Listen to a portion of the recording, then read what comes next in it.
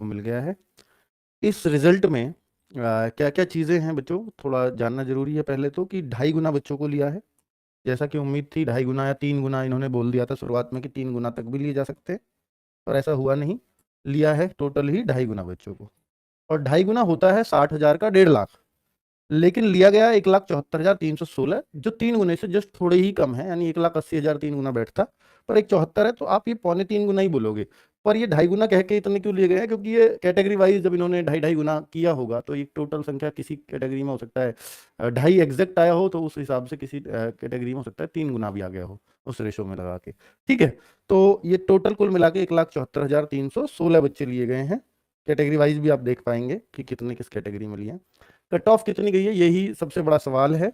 और cut off इस बार सबसे अच्छी बात यह है कि लड़कियों की हर बार महिलाओं की एक सिंगल कट ऑफ दे दी जाती थी, इस बार सबकी अलग अलग दी गई है। तो अगर हम यहाँ देखें तो जनरल यानी जो आपकी अनरिजर्व्ड है यूआर की कट ऑफ है, जो काफी चौंकाने वाली है, 214.04। हालांकि ये नॉर्मलाइज्ड मार्क्स हैं, किस शिफ्ट में कितना नॉर्मलाइजेशन मिला है अभी ये बिल्कुल एग्जैक्ट कह पाना थोड़ा मुश्किल होगा।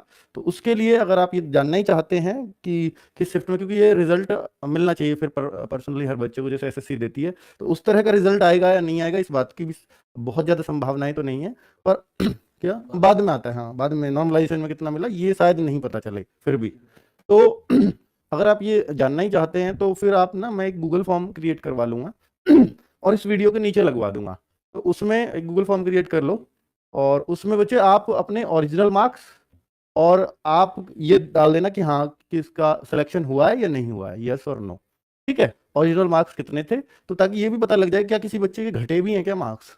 तो मुझे नहीं लगता, क्योंकि इतने हाई अगर कट ऑफ जा रही है तो घटने वाला नॉर्मलाइजेशन यहाँ लगा हो, ये बिल्कुल संभावनाएं नहीं है ना। तो घटे तो शायद नहीं होंगे, पर हाईएस्ट कितने मिले हैं वो क्लैरिटी थोड़ी सी हो जाएगी, मैं उस वीडियो ले आऊंगा उस डेटा पे फिर आपके साथ।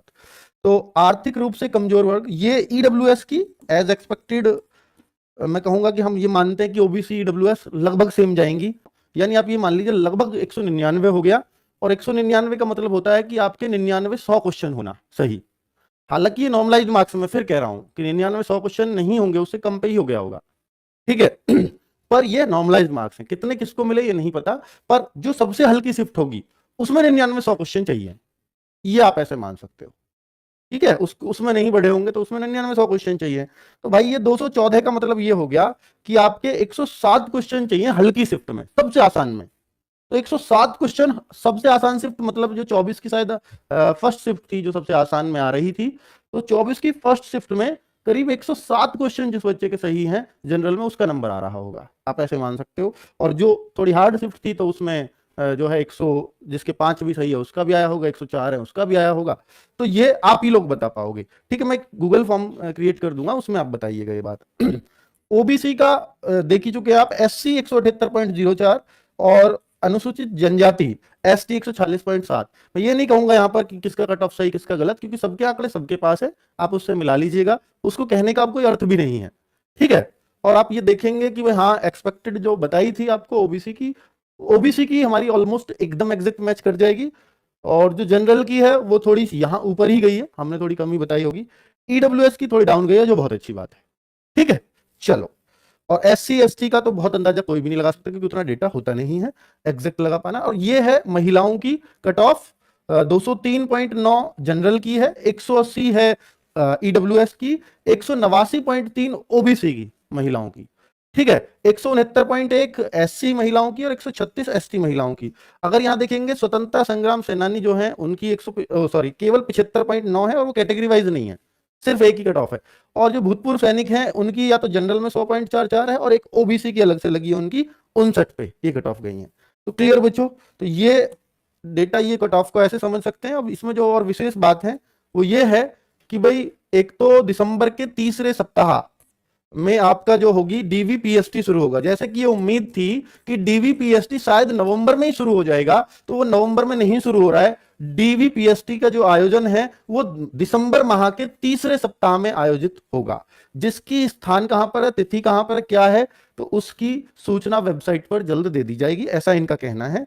और जो फिजिकल है, जो रनिंग है, वो दिसंबर भी छोड़ दीजिए, बहुत अच्छा खासा समय मिल गया है आप लोगों को, करीब आज से 2 महीने का समय मिल गया है रनिंग के लिए, जो तीसरे सप्ताह में होगी, तृतीय सप्ताह, किसमें, जनवरी के तृतीय सप्ताह में। तो आज से पूरे 2 महीने हैं, ठीक है। अब आप ये देख रहे होंगे सर ये कट ऑफ बहुत हाई गई है या नहीं गई है, या मेरा आया है नहीं आया, इसके लिए मैं कैसे चेक करूं। तो आपको एक और यहां पर लिस्ट इन्होंने दी है, एक और लिस्ट यहां पर दी है जिसमें आप अपना रोल नंबर चेक कर सकते हो, कंट्रोल F करके, रोल नंबर या रजिस्ट्रेशन नंबर, ये रोल नंबर है और ये रजिस्ट्रेशन नंबर है, जो भी आपको कुछ याद हो, अगर इस लिस्ट के अंदर आपका रोल नंबर है तो फिर आपका डीबीपीएसटी के लिए चयन हो चुका है।